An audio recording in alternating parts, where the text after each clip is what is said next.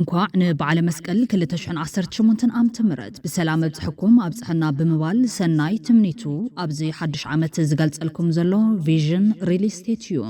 ቪዥን ሪል ስቴት ኣብ 2030 ዓመተ ምህረት ፅሬቶም ዝሓለዉ ምችዋት ንመንበርን ንግድን ዘመናዊ ህንፃታት ብምቕራብ ኣብ መላእ ትግራይ ተበፃሕነቱ ንምርግጋፅ ዓሊሞም ኣብ ከተማና ከተማ መቐለን ክልልን ዘሎ ሕፅረት ኣባይቲ ኣብ ግምት ብምእታው ንዜጋታትና ብዘመናዊ መንገዲ ኣባይቲ ብምህናፅ ንተጠቀምቲ ንምቕራብ ራእይ ሰኒቑ ኣዝዩ ፍትሓውን ርትዓውን ብዝኾነ ዋጋ ብምቕራብ ቪዥን ሪል ስቴት እቶም ነህንፆም ኣባይቲ G+15 ምስ ክልተ ቤዝመንት ካብ ቀዳማይ ክሳብ ሳልሳይ ደብሪ ንናይ ዘመናዊ ናይ ንግዲ ቦታታት ካብ 4 ክሳብ 15 ደብሪ ድማ ዘመናዊ መንበሪ ኮይኖም ደረጅኡ ዝሓለወ ኮር ሊፍት ወኒኖም ኩሎም ሊፍትታት ድማ ዘበኑ ብዝጠልቦም ብካርዲ ዝእዘዙ ስለ ዝኾኑ ምችዋት ይገብሮም። ስለዚ ሳይትና ዝርከበሉ ቦታ ኣብ ቀዳማይ ወያነ ፊት ንፊት ተሓገዝ ህንፃ ኮይኑ